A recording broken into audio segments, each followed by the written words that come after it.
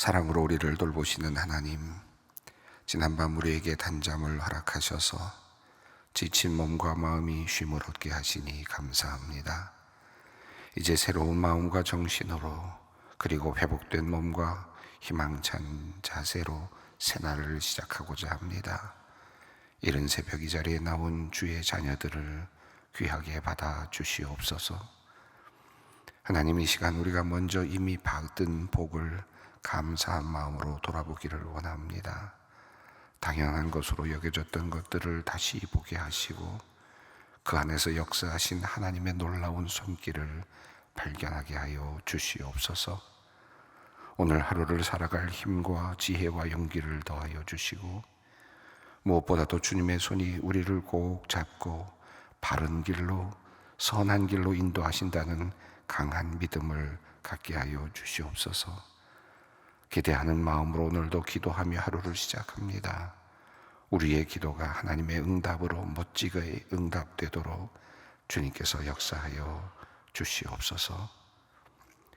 자비로우신 주님, 지금 저희가 살아가고 있는 대한민국은 안팎으로 깊은 어려움을 겪고 있습니다. 정치적으로는 이념과 진영 간의 갈등이 날마다 심화되어 사회 통합을 저해하고 있습니다. 경제적으로는 고금리, 고물가, 고환율의 삼중고 속에서 많은 국민들이 신음하고 있습니다. 사회적으로는 저출산, 고령화, 사회 양극화 문제가 더욱 심각해지고 있습니다. 특별히 최근에는 자영업자들의 벼랑 끝 상황이 뉴스를 통해 연일 보도되고 있습니다. 끝없이 치솟는 임대료와 인건비, 재료비 부담에 경기 침체로 인한 소비 심리 위축까지 겹쳐서 수많은 자영업자들이 폐업의 위기에 서 있다고 합니다. 오랜 시간 땀 흘려 일궈온 삶의 터전을 잃고 빚더미에 짓눌려 절망하는 이들의 수가 날마다 늘어가고 있다는 안타까운 소식을 접할 때마다 저희들의 마음이 무너져 내립니다. 주님, 부디 이 땅의 자영업자들을 긍휼히 여겨 주시옵소서. 그들의 눈물을 닦아주시고 깊은 시름과 고통을 위로하여 주시옵소서. 절망과 좌절 대신 다시 일어설 수 있는 용기와 희망을 허락하시고 주님의 지혜와 능력으로 이 험난한 시기를 헤쳐갈 수 있도록 꼭 붙들어 주시옵소서. 정부와 관계당국이 현실적인 정책과 지원책을 마련하여서 자영업자들이 다시 활력을 되찾고 나아가 한국 경제 전체가 안정과 성장 궤도로 다시 올라설 수 있기를 원합니다. 사회 곳곳에 드리워진 어둠을 거둬주시고 모든 국민이 함께 웃으며 미래를 꿈꿀 수 있는 밝고 희망찬 대한민국을 만들어 주시옵소서. 나아가 이 땅에 정의와 공의가 강물처럼 흐르게 하시고 소외되고 어려운 이웃들을 향한 따뜻한 관심과 사랑이 넘쳐나는 복된 사회, 따뜻한 사회가 되게 하여 주시옵소서.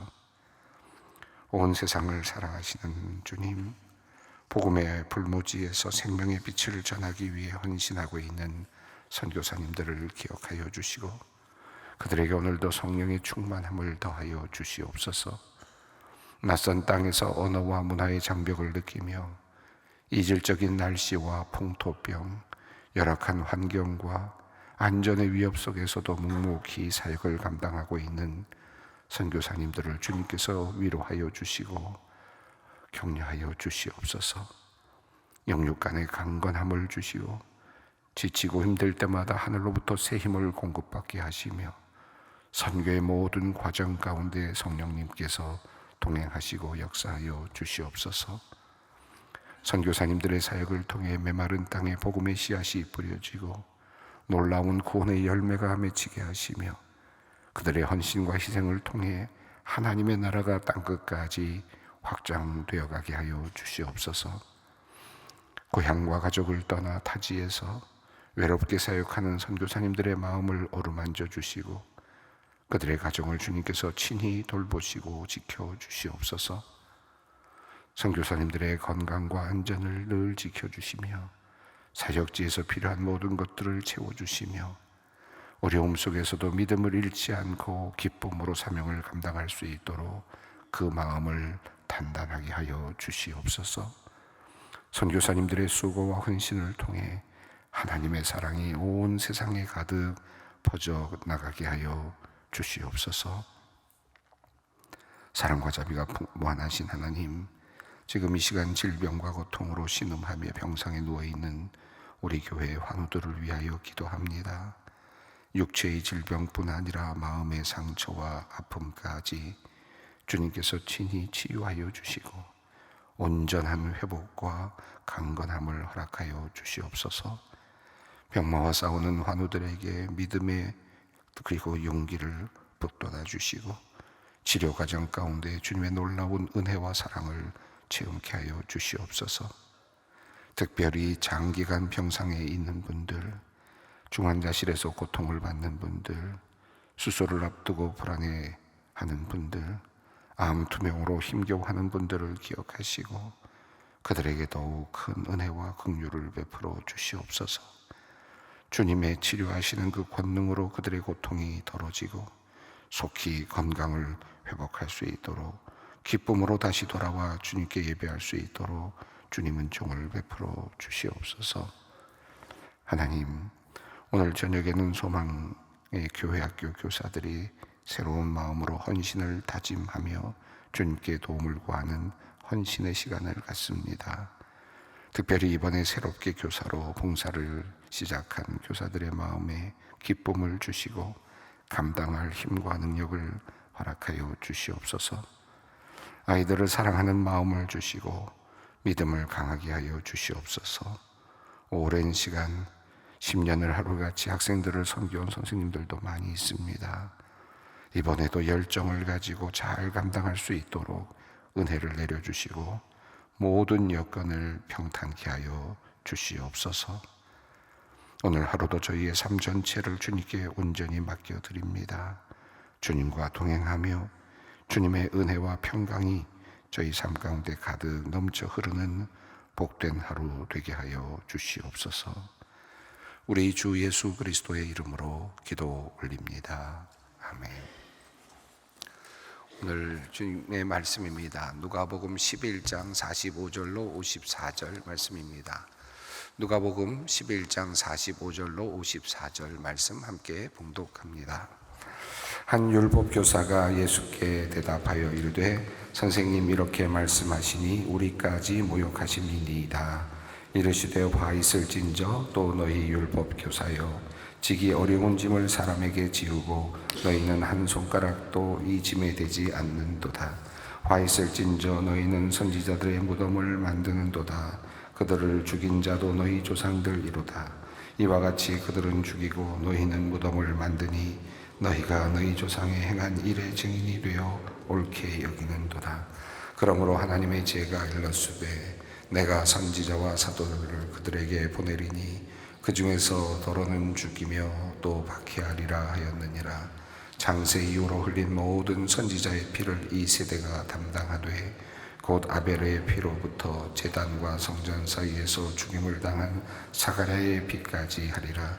내가 너희에게 이르노니 과연 이 세대가 담당하리라. 화 있을진저 너희 율법 교사여 너희가 지식의 열쇠를 가져가서 너희도 들어가지 않고 또 들어가고자 하는 자도 막았느니라 하시니라. 거기에서 나오실 때에 서기관과 바리새인들이 거세게 달려들어 여러 가지 일을 따져 묻고 그 입에서 나오는 말을 책잡고자 하여 노리고 있더라. 아멘.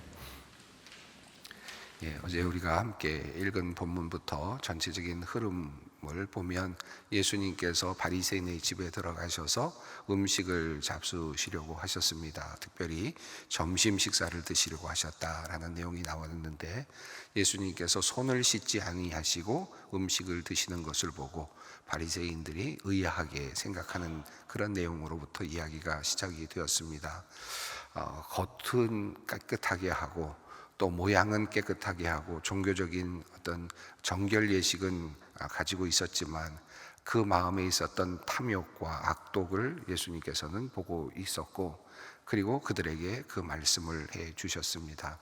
너희는 겉은 깨끗하게 하지만 너희 속이 이미 부정하다. 다시 말하면 겉을 깨끗하게 함으로써 그 깨끗함을 자기 자신이 누리고 있고 또 속이 깨끗해진다고 생각하고 있는, 더러운 손을 가지고 음식을 먹으면 내 속이 더러워진다고 생각하면서 그렇게 가르치고 있는 바리새인들에게 실제로 너희 속이 이미 더럽다라고 하는 이야기를 해 주셨습니다. 그러니 사실 바깥으로 깨끗한 것을 아무리 그것이 실제로 깨끗해진다 할지라도, 그리고 우리가 음식을 손을 씻어서 깨끗하게 해서 부정하지 않은 손으로 먹는다고 할지라도, 여기서 부정하지 않는다는 말은 뭐 세균이 묻는다든지 그런 의미가 아니라 종교적인 정결 의식을 말하는 거죠.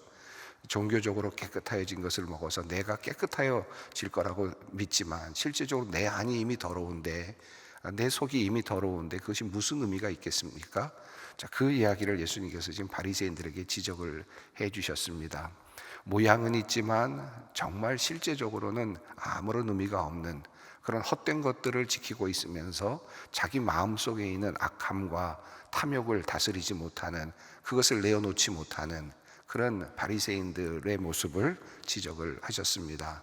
아주 예수님께서는 그리고 어제 본문을 통해서 보면 그것이 마음이 깨끗해지는 방법에 대해서도 구체적으로 말씀을 해 주셨습니다. 너희 안에 탐욕과 악독이 있다.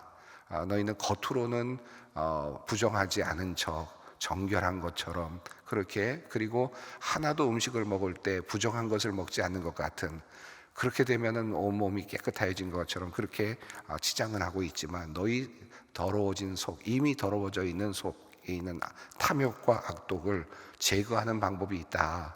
그것은 바로 구제하는 것이다 라는 말씀까지 해주셨습니다. 구제라고 하는 것은 내 것을 내어놓는 것이죠. 다시 말하면 탐욕을 없애는 방법은 내어놓음에 있다, 내려놓음에 있다. 너희가 가지고 있는 악독이나 탐욕을 제거하기 위해서는 네 스스로가 구제하고 남들에게 그것을 양보하고 그리고 내려놓는 그런 것에 있다라는 말씀을 해 주셨습니다. 자, 그리고 나서 예수님께서는 이제 바리새인들에게 화 있을진저라고 말씀하시면서 세 가지 화에 대한 이야기를 하십니다. 그러니까 이 말씀은 바리새인들이 잘못하고 있는 점을 세 가지로 나누어서 설명했다고 할 수 있겠습니다. 우선 42절, 어제 본문이죠, 뒷부분입니다. 화 있을진저 너희 바리새인들이여, 너희가 박하와 운양과 모든 채소의 11조는 들이되 공의와 하나님에 대한 사랑은 버리는도다. 그러나 이것도 행하고 저것도 버리지 말아야 할지니라. 이 42절 말씀이 참 굉장히 의미가 있습니다. 지금 이 바리새인들은 바깥으로 보이는 종교적인 제의, 종교적인 관례, 또는 어떤 종교적인 어떤 여러 가지 해야 될 일들, 이런 것에 대해서는 지금 겉으로는 아주 잘 지키고 있는 것처럼 보입니다. 다시 말하면 외형적으로는 종교적인 그런 어떤 틀을 잘 유지하고 있다고 할 수 있겠습니다. 그러니까 그런 모습은 있지만, 그러나 실제로 그 안에 동기는 탐욕과 악독에 있다. 종교적으로 아무리 겉으로 번지르르 하고 멋진 모습을 보인다 할지라도 그 안에 내면에 탐욕과 악독이 있다면 그것이 과연 하나님께서 기뻐하실 만한 제사가 되겠는가 하는 의미겠죠. 그것이 과연 선한 그런 모습이겠는가 하는 것이겠습니다. 왜 그것이 빠져 있느냐? 그 안에 탐욕과 악독이 있기 때문이죠. 그러니까 탐욕과 악독이 있으니까 그 안에 다시 더 이상 들어갈 것이 없습니다. 공의가 들어가 있어야 되는데, 사랑이 들어가 있어야 되는데 그것이 빠져 있습니다. 공의와 사랑, 이것이 너희 마음속에 있어야 된다라는 의미입니다. 겉으로는 아름다운 종교적인 의식, 또 11조를 드리는 것, 봉사하는 것, 여러 가지 어떤 종교적인 그런 깨끗한 그런 모습들이 보여야 되지만, 그러나 그 안에 있는 동기가 탐욕과 그리고 악독이 아니라 공의와 사랑이어야 된다. 그것을 움직이는 힘은 공의와 사랑에서 온다라는 것입니다. 앞서 예수님께서 바로 그 앞부분에서 구제하라라는 말씀을 하셨는데, 이 구제라고 하는 것을 곰곰이 생각해 보면 구제가 바로 이 공의와 사랑에서부터 근거하지 않겠습니까? 하나님의 공의를 구하는 마음으로 연약한 자들을 돕는 거죠. 바르게 하기 위해서, 펴기 위해서, 어려움을 당하는 사람들, 억울한 사람들에게 위로한다는 것은 공의에 대한 그런 감각이 있어야만 가능합니다. 그래야만 이게 불공평하다라는 마음으로 이것을 펴는 거죠. 하나님의 이름으로 펼 마음이 생기는 거니까 이게 공의가 반드시 필요합니다. 더군다나 거기에 또 하나가 붙어야 되죠. 그것은 바로 사랑의 마음입니다. 이 공의와 사랑의 마음이 함께 있을 때 구제가 가능하죠. 그러니까 이 구제는 내 속에 있는 탐욕과 악독을 버리기 위해서라도 꼭 필요한 것인데, 공의와 사랑은 이것을 통해서 우리가 이 구제라고 하는 것이 이것을 바꿔준다는 의미가 되겠습니다. 그러니까 지금 우선 예수님께서는 화 있을 진저라고 말씀하시면서 겉은 번지를 하지만 내면에 사랑과 공의가 없다면 그 동기가 그것이라, 악독과 탐욕이라면 그것은 잘못된 것이다. 그것은 화 있을 진저, 그것은 저주받으리리다. 그것은 결코 너의 삶을 온전하게 할 수 없다라고 하는 뜻입니다. 그런데 재미있게도 42절에 그러나 이것도 행하고 저것도 버리지 말아야 할지니라 라고 말씀을 하심으로써 내용과 형식의 이 두 가지가 함께 가야 된다. 그러니까 내용만 있어야 된다. 그러니까 겉은 다 버려도 된다라고 말씀하지 아니하셨고, 예수님께서 겉으로 하는 모든 종교적인 제의에 대해서도 예수님께서는 분명하게 그 가치를 말씀하셨습니다. 그러니까 열심히 봉사하고 또 열심히 10의 1조를 드리고, 그리고 열심히 또 주님의 사역에 함께하고 동참하는 모든 일들이 필요합니다. 그런데 그 일이 공의와 사랑이라고 하는 것으로부터 나와야지, 탐욕, 개인적인 탐욕이나 욕심이나 악독함으로부터 얻겠다고 하는, 무엇을 쟁취하겠다고 하는 어떤 그런 것으로부터 와서는 안 된다라는 겁니다. 자, 이것이 자연스럽게 이제 두 번째 화 있을 진저로 연결되는데, 보통 탐욕과 악독을 통해서 이러한 거칠애를 만드는 이유가 뭘까요? 그것은 그렇게 함으로써 자기 자신이 높은 지위에 오르거나 존경받는 자리에 오르거나 하는 것과 관련이 있을 겁니다. 자, 그러니까 이 탐욕 안에는 무언가를 얻으려고 하는, 높은 자리를 얻으려고 하거나 또는 어떤 자리에 오르려고 하거나 존경받는 위치에 오르거나 하는 그런 것까지가 또 연결되겠죠. 43절입니다. 함께 읽습니다. 화 있을진저 너희 바리새인들이여, 너희가 회당의 높은 자리와 시장에서 문 안 받는 것을 기뻐하는도다. 지위에 대한 관심과 사랑, 사실은 이것이었습니다. 결국 그 속에 있는 탐욕과 악독은 이것을 지금 추구하고 있는 거죠. 그래서 겉으로는 열심히 하는 것처럼 보이고 10의 1조도 드리는 것처럼 보이고 열심히 뭔가 활동하고 있는 것처럼 종교적인 그런 어려운 일들도 감당하는 것처럼 보이지만, 그러나 그 안에 내면에 그것을 만들어가고 있는 동기는 악독과 탐욕이다. 네가 높은 자리에 올라가고 종교적으로 존경받고 명예를 얻고 하는 이런 탐욕으로부터 나왔다. 자, 이것을 지금 예수님께서 말씀하십니다. 자, 44절입니다. 화 있을진저 너희여, 너희는 평토장한 무덤 같아서 그 위를 밟는 사람이 알지 못하느니라.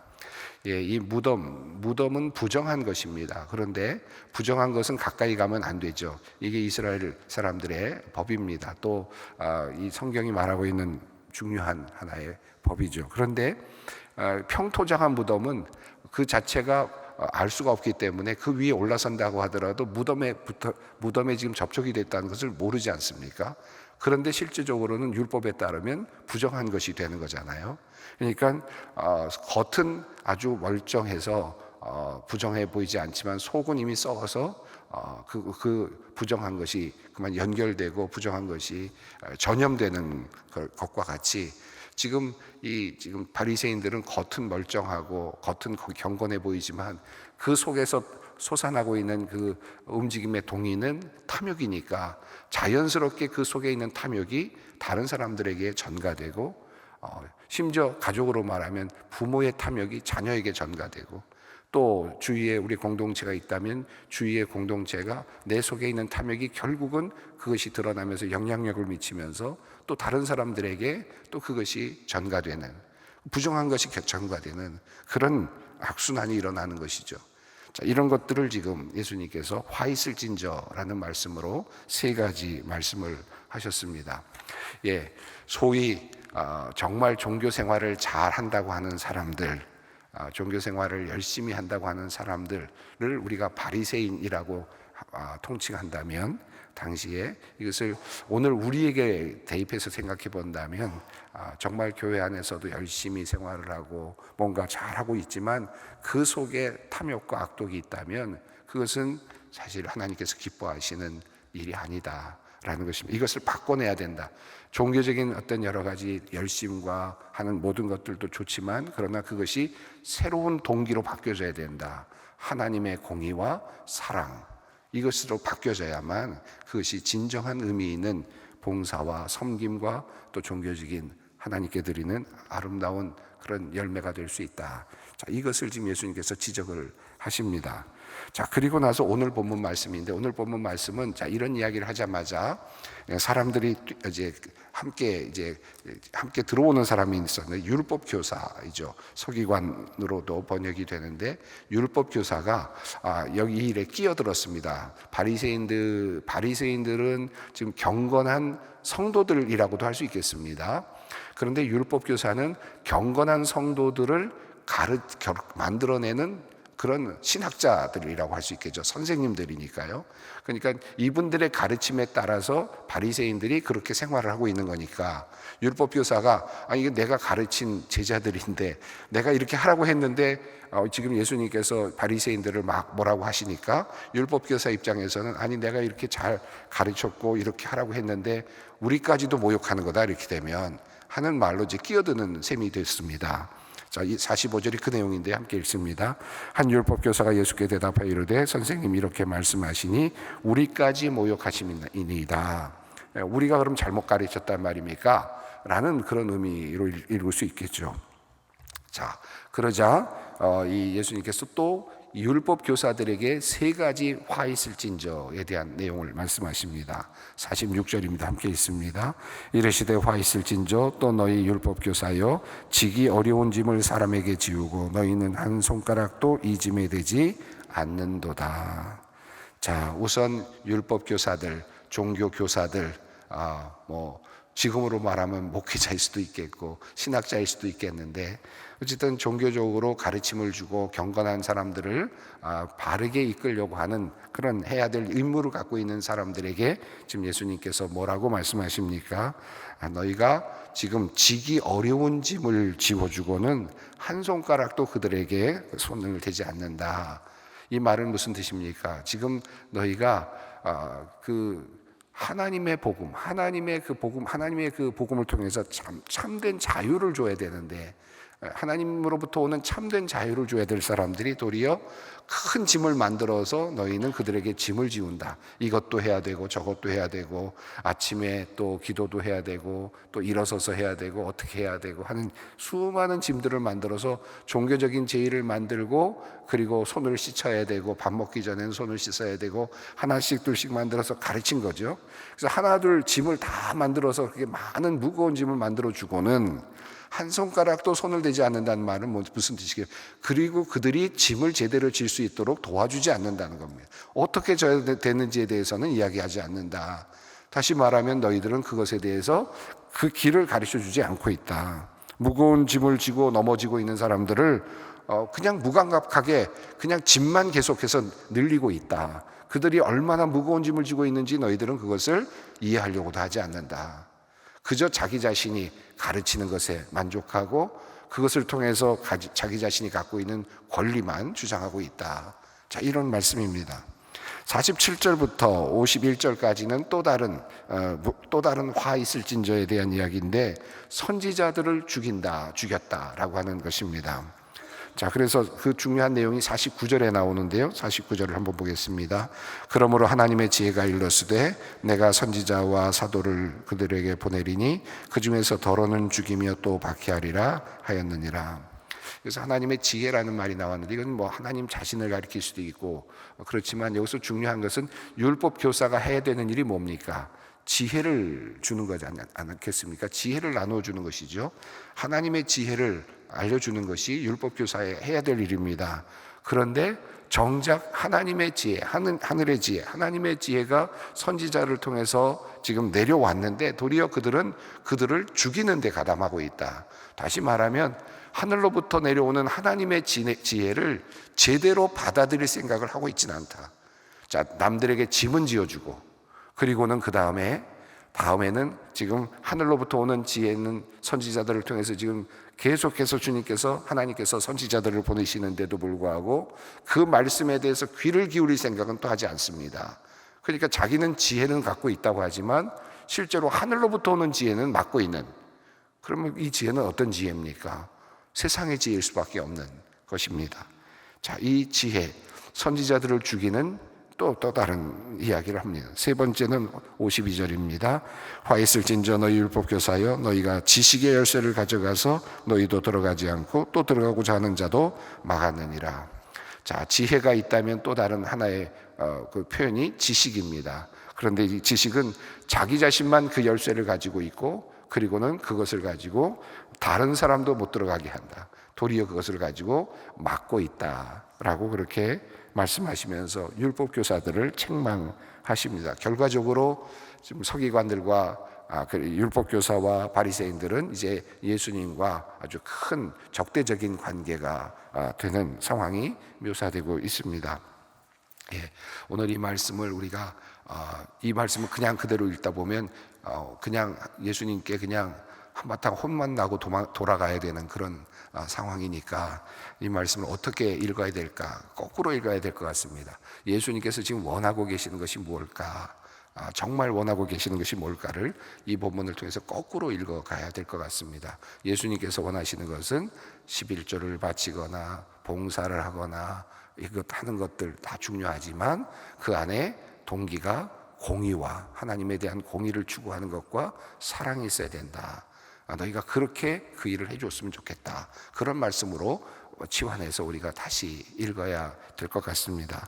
또 우리 율법 교사들을 향한 이 말씀에서도 짐을 만드는 것, 정말 하나님께서 원하시는 것은 참된 자유이지, 그리고 그 참된 자유지 짐을 만들어 놓는 것이 아니다.